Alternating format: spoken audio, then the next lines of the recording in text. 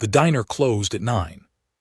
It was 9:43, and I was still sitting in the back booth, the one nobody wanted because the heating vent above it rattled like a broken drum, working my way through what Dottie had left me before she turned off the kitchen lights. Half a plate of chicken fried steak, a biscuit that had gone soft in the heat, and a coffee so old it had started to taste like regret. Dottie owned the place. She'd been feeding me for 11 months now, ever since I'd rolled into Harrow Junction with a pickup truck full of surveying equipment and a contract to map the mineral rights on the old Kellaway land north of town. The contract had long since expired. I hadn't left. I told myself it was the work. There was always more work, and Harrow Junction sat on the edge of a landscape so geologically peculiar that the company kept sending extensions. That was mostly true. The other part, the part I didn't examine too closely in the long evenings, was that I didn't have anywhere else particular to be. I was scraping the last of the gravy up with the edge of my fork when I heard the bell above the door. Dottie had locked it. I'd watched her flip the deadbolt myself while she balanced the register on her hip. But the bell rang anyway, that small brass sound that meant someone had pushed it open from the outside, and I looked up. 4 children stood in the doorway. The oldest looked maybe 9. The youngest was small enough that she had to be carried, and the child holding her, a boy with a sharp, careful face, was clearly struggling with the weight, though he gave no indication he planned to put her down.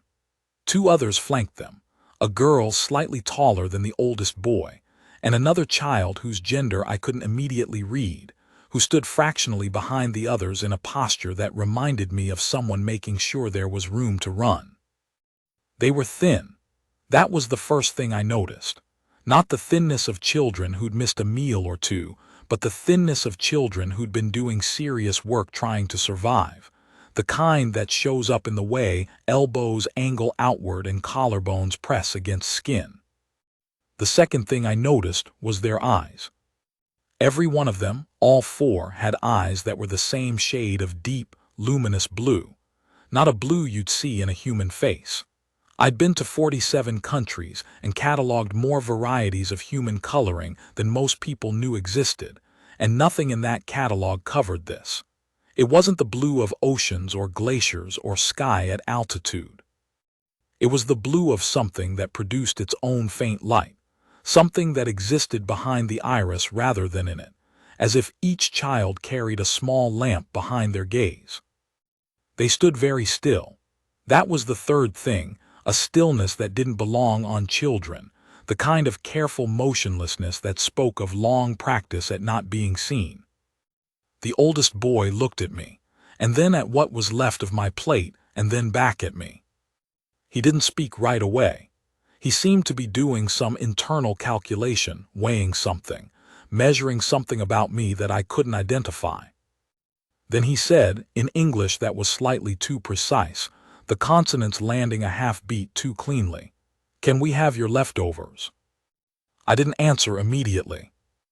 Not because I was startled, though I was, but because something about the way he'd asked it demanded a response calibrated to match the weight of the question. He'd asked it the way someone asks for something they genuinely need, not the way a child asks because they're hungry and have been pushed to speak by the more immediate sensation of an empty stomach. There was a quality of considered decision in it, like he'd run through several alternatives and settled on direct honesty as the most efficient path. I looked at the plate, looked at the 4 of them. The small one being carried, the youngest, was watching me too, her oversized eyes fixed on my face with an attention that seemed far too old for a body that size. She didn't look frightened.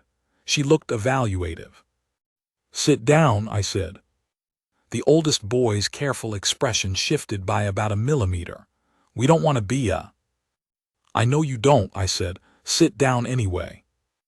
There was a pause, then he nodded once and they came in. They moved with a precision that struck me again as wrong for children, not wrong in a disturbing way, but wrong in the way that a very carefully coordinated movement is wrong when you're expecting the loose, spatially careless motion of kids who don't yet understand where their own bodies end. They arranged themselves in the booth across from me. The smallest girl sat gently onto the bench seat between the older boy and the tall girl, the fourth child sliding in last and pulling the door shut behind them in the same motion. "What's your name?" I asked the oldest. "Arian," he said. "I'm Marcus." I pushed the plate toward the center of the table, then thought better of it and went to find Dottie. She was in the back counting the till. "Dottie," I said, "I need to buy some food." She looked up. Her eyes went to the dining room and then back to me. "Kitchen's closed, Marcus." "I know, I'll pay double." She studied me for a moment with the particular expression she used when she was deciding whether something was going to be more trouble than it was worth. Then she set down the receipt tape and picked up her apron. "4 of them," she said. It wasn't a question. Dottie's booths had a clear sightline. "Yes." "Sit back down," she said. "I'll handle it." I learned their names while we waited. Arian 9, or at least 9 was the number he gave when I asked. Delivered with the same slight pause that suggested age wasn't something he tracked with particular precision. The tall girl was Sela, who was 8 and had the focused, assessing quality of someone who had spent a long time being responsible for something. The fourth child was named Finn, who turned out to be a boy, 7 years old, and who had not yet said a single word but had been watching me with the absolute concentration of a cat watching a door. The youngest was Myra. She was 4. I found this out not from her but from Arian, who translated when she spoke, because she didn't speak English, or at least she didn't speak it out loud, and the sounds she made weren't anything I recognized. Arian would incline his head toward her for a moment, listening, and then produce a summary in his too precise English, the way someone might translate from a language in which they were only adequate. "She says your face looks kind," he told me, at some point when I hadn't done anything in particular. "She can tell that from a face. She says she can usually tell." I didn't ask the obvious question, the one about the eyes. I didn't ask where they'd come from or where they were going or why 4 children with luminous blue irises were alone in a closed diner at 9:45 at night. I'd spent enough time in enough places to know that some questions, asked too early, send people out the door. Dottie came out with a tray. She'd made eggs, scrambled with toast and orange juice and a bowl of oatmeal that I suspected was from the prep she'd done for morning service. She set it down in front of them and stepped back. None of them reached for it immediately. They looked at it and then at each other and then at Dottie. "It's for you," I said. Arian looked at me. "All of it." "All of it." Something happened then that I didn't have a name for in the moment, a small collective shift, a change in the quality of the stillness they'd been maintaining, like a held breath finally let out. Myra made a sound I hadn't heard from her yet, a soft note on an ascending pitch, and then Sela reached for the toast and broke it into pieces and distributed them with the efficiency of someone who'd been the one doing distribution for a long time. They ate carefully, not slowly but carefully, making sure each portion was accounted for before anyone took too much. I watched Finn receive his piece and eat it in 3 precise bites, watching the others the entire time. Dottie had come back with her coffee cup and was leaning against the counter, watching with an expression I'd learned to read as her version of profound emotion, which in Dottie's economy meant a very slight softening around the eyes and an absolute refusal to say anything about it. I asked questions between refills, keeping the pace loose and the pressure low. They'd come from a long way. This was Arian's answer when I asked, and it was the kind of technically accurate non-answer that told me the distance was more than geographical. They'd been traveling for a while. Yes, there had been adults with them before. No, those adults were not here now. He said this last part without inflection, which was its own kind of statement. "Where are you going?" I asked. He considered this. "We're not sure yet." "Do you have a place to sleep tonight?" A pause. In that pause, Sela and Fen both looked at Arian, and Myra made a quiet sound. Another translation came. She says she hopes so. The thing about being a field surveyor is that most of the work happens alone, and most of it happens in conditions that are not comfortable. And after a certain number of years of that, you either develop a capacity for improvisation or you don't last. I developed it. I looked at them, and I looked at the time, and I did the kind of mental calculation that isn't really a calculation at all. The kind where you already know what you're going to do, and you're just running through the logistics. My truck's outside, I said. I've got a setup on the Kellaway land, a field office. It's not a hotel, but there's heat and a roof. You can stay tonight. Arian looked at me for a long time. Not suspicious, exactly, but thorough, doing that measuring thing again, reading something in my face or my posture or something else I couldn't identify. Why? He asked. It was a fair question. I tried to give it a fair answer. Because you came in here and asked for my leftovers, I said. And you asked for them the way someone asks for something they genuinely need. And there's not a version of me that sits here finishing my coffee while kids go hungry if I can do something about it. Another look at me. Another of those barely perceptible small consultations with Myra, who seemed to function as some kind of final vote. She says you mean it, Arian translated. I do. He nodded. All right, Marcus. The Kellaway land was 8 miles north on a road that spent most of its existence pretending to be a gravel path. The field office was a double-wide trailer the company had dropped 18 months ago, insulated against the winter surveys, with a generator that ran on propane and a water supply that came from a well I'd had tested twice. I'd been living in it for most of a year. It had a kitchen table that served as my drafting desk, a couch, a folding cot, and a back room that held survey equipment and a sleeping bag I kept for the nights when the weather was bad enough that going back to Harrow was ill-advised. I did an inventory in my head during the drive. The couch was a pull-out. The cot was narrow but functional. Blankets I had from the cold weather surveys, wool, rated for low temperatures, the kind that smelled like storage but kept you warm. Soup in the cabinet, bread, peanut butter, basic first aid kit. The children were quiet during the drive. Not the anxious quiet of children uncertain of where they're being taken. I watched them in the rearview mirror, and they weren't afraid. They were watching the landscape through the windows with the focused attention they'd given everything else. Myra had fallen half asleep against Arian's arm, her head tilted at the angle children manage that looked structurally impossible. Fen was watching out his window with the same absolute concentration he'd been deploying since the diner. Sela had her eyes on me. You map things, she said. It wasn't quite a question. I do.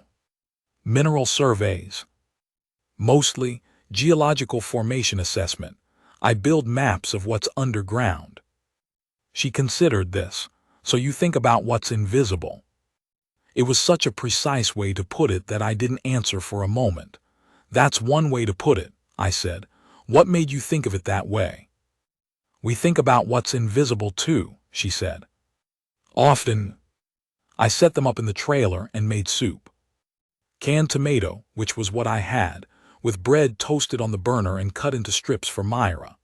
She ate sitting on the couch with her legs dangling, precise and deliberate. And when she was done, she looked at me and said something that made Arian smile. A small, real smile, not the careful, managed expression he'd been using. What did she say? I asked.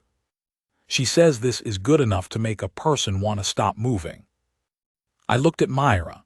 She was watching me with those luminous eyes, and in the trailer's lamplight the glow in them was more apparent.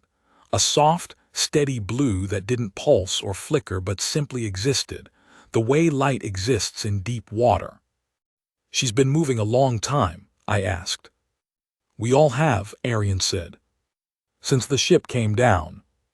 He said it with the casualness of someone stating a fact that is so established it doesn't require framing, and I received it in the same spirit. The ship, the one that had come down somewhere far enough away that they'd been moving on foot ever since, apparently, in a direction that was generally not there. How long ago? I asked. 41 days, Sela said. She was the one who kept track of days, it seemed. On foot for 41 days. Not always on foot, some vehicles, mostly on foot toward the end. I didn't ask about the adults again. The shape of it was becoming clearer, and there was a particular kind of respect you owed people who'd carried something that heavy that far. You didn't make them put it on the table until they were ready. I pulled out the sleeping bag from the back room and made up the pull-out couch. Myra was already listing sideways by the time I'd gotten the second blanket spread. Arian caught her before she fully toppled, maneuvering with the practiced ease of long habit, and settled her against the pillow. She curled immediately, instinctively, into the tightest possible space, her knees drawn up, her hands tucked under her chin. "She does that," Fen said, his first words of the evening. His voice was lower than I'd expected for a 7-year-old. "Does what?" "Gets small when she sleeps. She used to sleep in a bigger space." He paused before. I nodded. I didn't say anything. The children settled Myra on the pull-out, the other 3 on the cot and the floor with their blankets, arranged in a specific configuration that put Fen nearest the door and Sela nearest Myra and Arian, in the position where he could see everyone at once. They'd worked it out in about 90 seconds without apparent discussion, with the seamless efficiency of a system that had been established and practiced. I went back to the kitchen table with my maps and my coffee. I didn't sleep that much that night anyway. I told myself it was the work. In the morning, Myra was up before I was. I woke to find her sitting on the kitchen table looking at my geological maps, which were pinned to a corkboard that lived in the corner. She was studying them with an intensity that would have been remarkable on anyone, and was particularly striking on a 4-year-old. She hadn't touched them. She was just looking, her head slightly tilted, those blue eyes moving with the methodical pace of someone reading rather than seeing. "Morning," I said. She looked at me. Then she looked back at the maps and pointed at something specific, a contour line in the northeast corner of the survey grid, a deep fold in the geology that marked an ancient waterway. "Yeah," I said, not sure what I was agreeing to but willing to agree. She said something. I waited. Arian appeared from the back room with the reflexes of someone who'd been doing middle-of-the-night translations for a long time. "She says this shape looks like the ones back home," he said. "Underground rivers." He paused. "She could always feel them." "Feel them?" "Underground water. She'd wake up and know which direction it was." He said it without particular drama, the way you describe a talent a family member had for baking or fixing engines. It was useful, when water was, when we needed water and didn't know where it was. I looked at Myra. She was looking at me with the evaluative calm she'd had since I first saw her, as if she were already 3 or 4 steps ahead in a conversation we hadn't started yet. "Useful is a good word for it," I said. I made breakfast. This was a logistical challenge. My food supply had been designed for 1 person and a light hand, but I had eggs from a standing order with a farm 3 miles south, and enough oats to fill the pot twice over, and a jar of honey that had been a gift from a beekeeper I'd done a property line survey for. I made oatmeal with honey and scrambled eggs, and found, in the back of the cabinet, a can of peaches in syrup that I'd bought in October and never opened. The peaches, it turned out, were something close to transformative for children who'd been eating whatever could be foraged for 41 days. Fen ate 2 bowls of oatmeal. He didn't say anything about it, but he ate with a focused deliberateness that had shifted from the careful, rationing deliberateness of the night before into something closer to actual enjoyment. Sela watched him eat the second bowl, and something in her posture let go, some tension she'd been holding, the tension of counting and managing and making sure there was enough, releasing now that there was clearly enough. "How long can we stay?" Arian asked. He asked it while helping me clear the dishes. He'd moved to do it automatically, without being asked, with the air of someone who'd been clearing up after meals in exchange for shelter for long enough that it was simply what you did. "As long as you need," I said. He stopped moving, not a dramatic stop, just the small freeze of someone receiving information they weren't sure how to process. "You don't know us," he said. "I know enough." I took the plate he was holding and set it in the rinse basin. "You're 4 kids who needed a place, and this is a place, and there's no particular reason for me to be stingy about it." "You could get in trouble," he said, "for having children you don't have." He paused, hunting for the word authority over. I considered this. "That's a thoughtful concern," I said. "We'll figure that part out, but the first step is making sure you're okay, and that step we can do right now." He thought about this for a while, doing dishes. "Our people," he said finally, "have a phrase. It translates roughly as, 'A house that feeds you is not a stranger's house.'" "I like that," I said. "I thought you might," he said, and went to dry the cups. I drove to Harrow Junction, alone that morning, to get supplies. Dottie's diner was open, and she was behind the counter pouring coffee when I came in, and she looked at me with the expression that told me she'd been thinking about the night before. "They still with you?" she asked. "Yes." She nodded. She poured a cup for me without being asked and set it on the counter. "They eat this morning. Eggs and oatmeal and canned peaches." "Good." She paused. "Marcus, those kids." "I know." The eyes. "I know." She looked at me steadily. Dottie was 63 years old and had been running this diner for 30 of them, and in that time she'd developed a comprehensive understanding of human nature that she'd never once described as wisdom, because she didn't go in for that kind of self-labeling. She just knew things. "What are you going to do?" she asked. "Feed them," I said. "Keep them warm, see what they need." "And after that?" "Ask them," I said. "They seem pretty clear on what they need when you ask them directly." She considered this. "I'll put together some things," she said. "From the pantry, come back in an hour." "Dottie, you don't have to." "I know I don't have to," she said. "Come back in an hour." I bought cereal, milk, bread, peanut butter, honey, apples, carrots, more eggs, canned soup in several varieties, pasta, sauce, crackers, cheese. I also bought, on an impulse I didn't examine, a pad of drawing paper and a box of colored pencils, because the image of Myra sitting in front of my geological maps had stayed with me, and it seemed like there ought to be something in the trailer that was a little more suitable for 4-year-old exploration. Dottie gave me 2 grocery bags of food she'd assembled from the diner pantry, things she claimed she had surplus of, which was almost certainly not true, and didn't discuss it further. On the drive back, I thought about what Sela had said. We think about what's invisible too, and about Myra at the maps, finding the shape of the underground river. I thought about what it would mean to have traveled 41 days, to have been someone who relied on knowing where water was underground, to have seen what Arian's carefully neutral face was covering when he talked about the adults who weren't there anymore. You could survive that. People survived things. But surviving it wasn't the same as being okay, and being okay wasn't the same as having what you actually needed, and figuring out what that was took time and required that someone be willing to stay in place long enough for you to figure it out. I had time.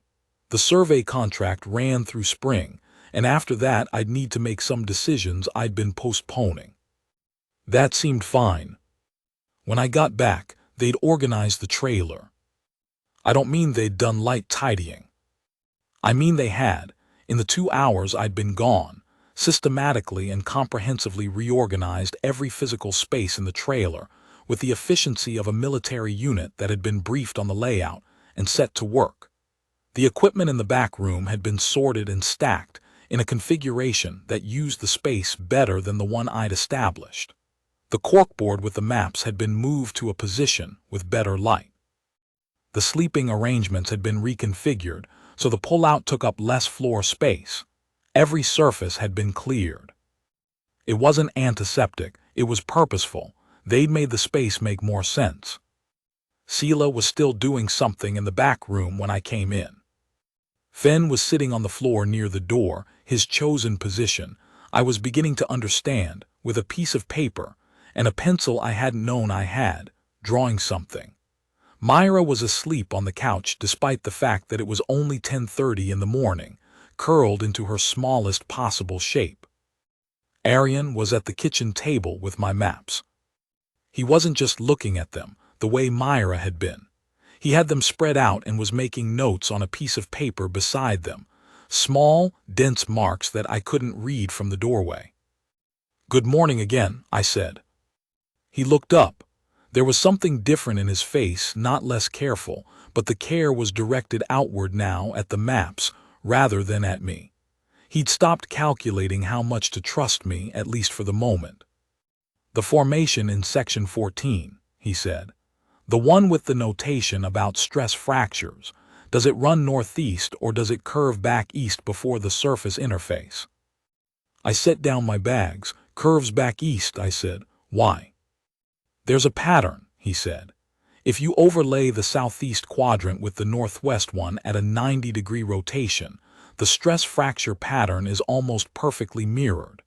That would suggest a single pressure event rather than two separate geological events." I stood at the table and looked at where he was pointing. "The standard interpretation is two events," I said, "maybe 800,000 years apart. But the isotope gradient doesn't match a double event. The gradient's too clean." He pointed to a notation I'd made in the margin 6 months ago and half forgotten. "You noted that yourself." I had. I'd noted it and then moved on to the next section, because the contract didn't call for theoretical geological reconstruction. "You read geological survey notation," I said. "I can read most things," he said. We learned fast. He searched briefly. "It's what we do." He said the last 4 words with a slight roughness, a catch in the precision, which was the first time his voice had moved in anything other than a measured direction. I sat down. "Tell me more about the pressure event," I said. His eyes, those blue lamplit eyes, shifted back to the maps, and I watched him settle into it, the calculations, the pattern, the thing he was actually good at. The careful performance dropped a register and something else came through, something focused and alive and a little eager. "Here," he said, "look at this." The days shaped themselves. Fenn, I discovered on the second day, could fix things. Not in the casual way that some people are handy, in the specific, technical way of someone who understood how mechanisms worked from the inside, who could look at a propane burner that had been giving me trouble for 3 weeks and have it working in 40 minutes using only the tools I had in the trailer. He did it without announcing what he was doing. He just noticed it was broken, studied it for a while, and then fixed it. He still didn't say much, but he watched everything, and I came to understand that the watching was its own kind of communication, that Fenn had a very complete picture of every situation he was in, assembled in the silence, and that he acted from that picture with a precision that belied his age. Sela asked me questions. Not the questions I might have expected from an 8-year-old, or from anyone, really. She wanted to know about the mineral rights system and how survey contracts worked, and who owned the underground formation that went under the Kellaway land. She wanted to know how the town of Harrow Junction governed itself, and what the school situation was, and what winter was like in this part of the country. She asked these questions with a systematic quality, as if she were building a structural model of the environment they'd landed in. "You're figuring out if this is a good place," I said on the 3rd day, when we'd covered property law and municipal water supply and average February temperatures. She looked at me. "Yes," she said without apology, "it's important to understand where you are." "I think it's a pretty good place," I said. "Small, not much to it, but the people are decent." You're decent, she said, as a piece of evidence. Dottie's decent, I added. We'll need to meet more people to know, she said, with the unassailable reasonableness of someone who had been doing probability assessments for years. But the sample so far is positive. I called my company contact on the fourth day. Not about the children. I needed to think about how to handle that, and I needed to understand more first. But I had surveyed data from the formation Aryan, and I had been working through together, and some of the observations he'd made had turned my marginal note from 6 months ago into something that looked a lot more significant. You're saying it's a single-event geological pressure feature, my contact, Dr. Reyes, said over the satellite phone. I'm saying the isotope gradient supports it, and the stress fracture mirroring supports it, and the standard double-event interpretation doesn't quite fit the data. That's a significant revision, she said. I know. Where did this come from? Your last update didn't mention. I've had some help, I said. A pause. What kind of help? I looked through the window at Aryan, who was at the kitchen table with the maps again. Fenn sitting on the floor nearby doing something to a piece of equipment I'd given him to occupy himself with, and which he'd probably improved. Myra was drawing with the colored pencils I'd bought. Sela was outside in the thin winter light, looking at the tree line with that structured, assessing gaze. The good kind, I said. On the 6th day, I called the county social services line. I'd been thinking about how to do this since the first night, and I'd landed on the decision that the most honest approach was also the most practical one. I couldn't just have 4 children living in a survey trailer indefinitely without the situation developing a formal shape. The woman I spoke to, a case worker named Helen, was matter-of-fact and thorough, which I'd hoped for. I explained what I had: 4 children in my temporary care, whose origins were complicated and whose documentation was non-existent. Non-existent how? She asked. They're not from here, I said. From this area, I mean. They've been traveling for a while. There was some kind of accident or incident with the adults who were responsible for them, and the children ended up continuing on their own. I paused. They're smart and they're okay, and they need some kind of formal situation, but I wanted to make sure they'd be okay before I made calls that I couldn't take back. There was a pause on her end. You've had them 6 days. Yes. Are they safe where they are? Yes. Are they eating? Yes, 3 meals a day. Dottie at the Junction Diner has also been contributing, if that helps establish the community support angle. Another pause. Can I come out and meet them tomorrow? Yes, I said. I'll let them know. I told them that evening, after dinner. I explained who Helen was and what her job was, and what tomorrow's visit would likely involve.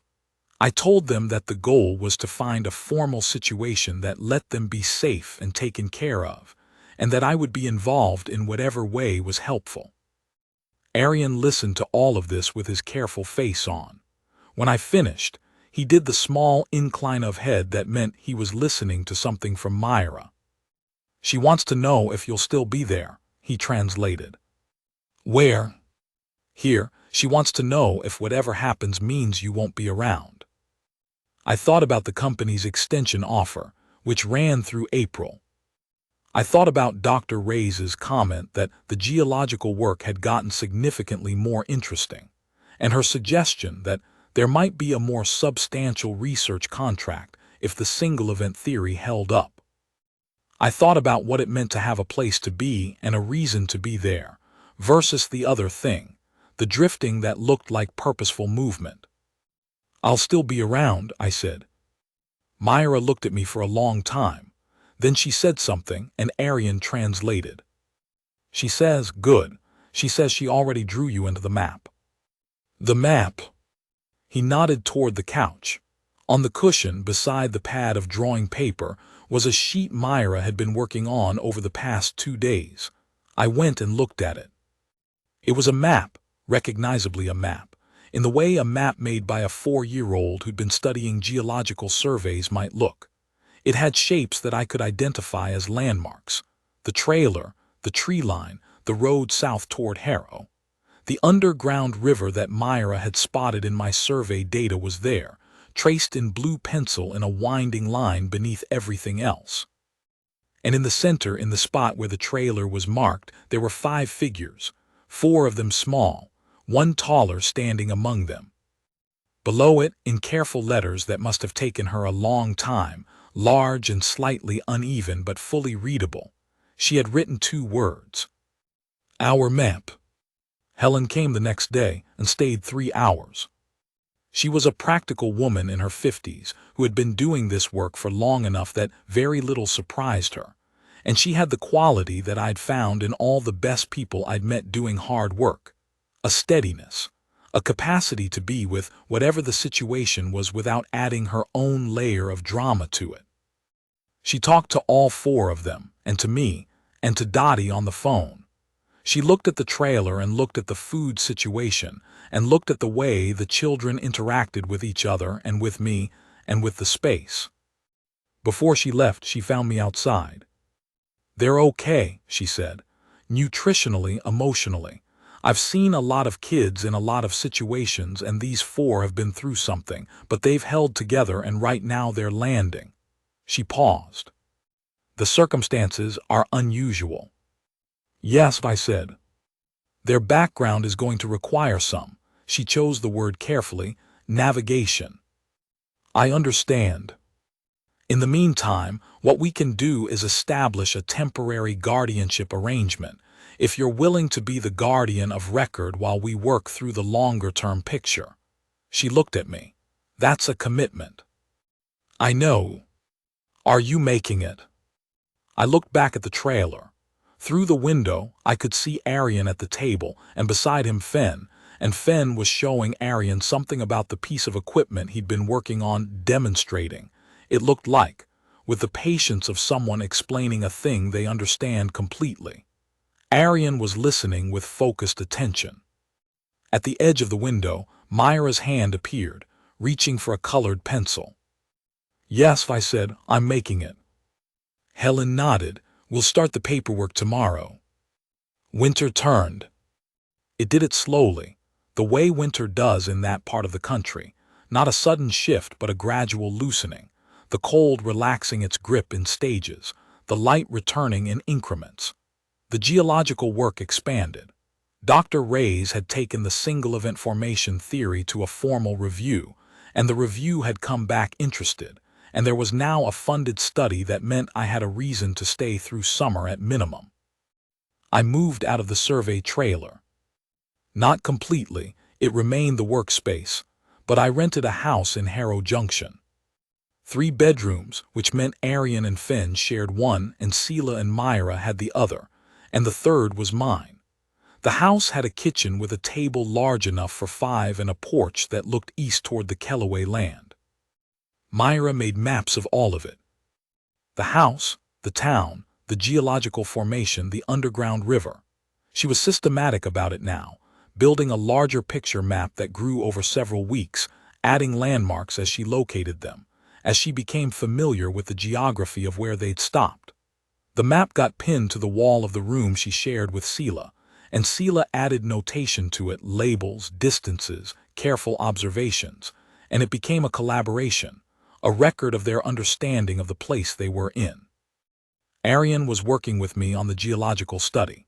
Formally, because Dr. Reyes had visited in February and spent 2 hours at the kitchen table with him, and come away with the particular expression of a scientist who has encountered someone who thinks like a scientist and done so without the usual years of preparation.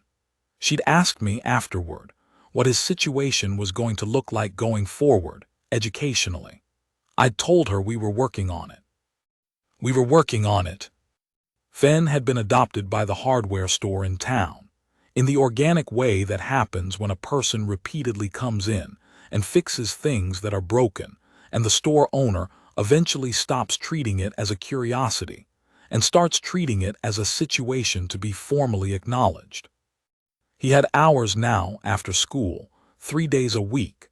He was paid in cash and in the informal apprenticeship currency of being shown how things worked by someone who'd been working with his hands for 50 years. Sela was in school. So were Arian and Fen and Myra, in the grades that fit them closest, which required some negotiation since the standard assessments kept placing them in positions that didn't quite align with what any of them could actually do. The school principal, a woman named Mrs. Acaffer, had eventually taken a pragmatic view of the whole situation and established a loose arrangement that let them move between grade levels for different subjects, which was unusual but which Mrs. Acaffer described as a reasonable response to an unusual situation, a phrase she seemed to find satisfying. Dottie fed them Saturday mornings. This had started as a practical thing and become a ritual, the way things become rituals when they're good, when the act of doing them regularly gives them a weight and significance that they accumulate the way stones accumulate warmth in sunlight. Saturday morning at 7, the 5 of us walked the 8 blocks to the diner, and Dottie had the corner booth ready and the good eggs cooking, and we ate, and sometimes she sat with us when it was slow, and sometimes other people stopped by the booth to talk. Harrow Junction knew, the way small towns know things. It knew there were 4 unusual children living in the house at the east end of Maple Street with the geologist who'd been doing the survey work up on Kellaway land. It knew they were unusual in the specific way their eyes gave them away, the blue glow that you noticed if you were near them, and the light was right. It had its opinions about this, as small towns have opinions about everything, but its primary expression of those opinions seemed to be bringing food. I don't know who started it. By March there was a pattern. People left things on the porch. Casseroles, loaves of bread, cookies, jars of jam. Wordlessly mostly, they'd ring the bell or they wouldn't, and if they did they'd smile at whoever answered and say something general, and then they'd go. The porch had become a small ongoing accumulation of goodwill, and I'd learned to leave a basket out for it. "Why do they do that?" Sela asked, one evening when we were putting away a pot of soup and an apple cake that had appeared during the day. "Because they don't know what to say," I said, "but they want to say something." She considered this. "Food is a language." "One of the oldest ones," I said. She looked at the apple cake, with the assessing expression she brought to everything. "Then this is a generous town," she said. On a Friday evening in late March, Myra came to find me in the workroom. I'd set up a real drafting table in the 3rd bedroom, the study, now, and I was working on the formation maps, the expanded ones that incorporated everything Arian and I had built together over the winter. The room smelled like paper and pencils, which was Myra's smell too, the smell she carried from spending so much time at her maps. She climbed onto the stool beside my drafting table, which she did regularly when she had something to say that required the full weight of her attention. She had a piece of paper. She set it on my table and smoothed it flat with both hands, a gesture so like Arian's that it stopped me for a moment. It was a new map. Not of the house or the town or the geological formation. It was a different kind of map, symbolic in the way her earlier maps had been literal. I recognized the shapes, all of them, the diner, the hardware store, the school, the survey trailer, Dottie's face rendered in 4-year-old specificity, the hardware store owner, Mr. Peterson, Mrs. Acaffer at the school, the neighbors. And the 5 of us in the center as we'd been in the first map, but larger now, and connected in the new map to all the other shapes by lines in blue pencil that spread outward from the center to everything else. She pointed to the lines. "What are those?" I asked. She said something, and I waited for Arian's translation, but it didn't come. Arian wasn't in the room. Myra looked at me with those steady lamplit eyes, and then she pointed to the lines again, and then she pointed to me, and then she pointed to the diner shape, and made a motion with her hand like something being shared between 2 points. "Connection," I said. She pointed at me, "Right." She said one more thing, clear and direct, looking at me. I didn't have the translation, but I didn't need it. I looked at the map, at the 5 of us in the center, connected to everything, the underground river traced beneath all of it in the same blue as her eyes, and I understood what she was telling me. We weren't a before and after. We weren't a temporary situation developing toward a permanent one.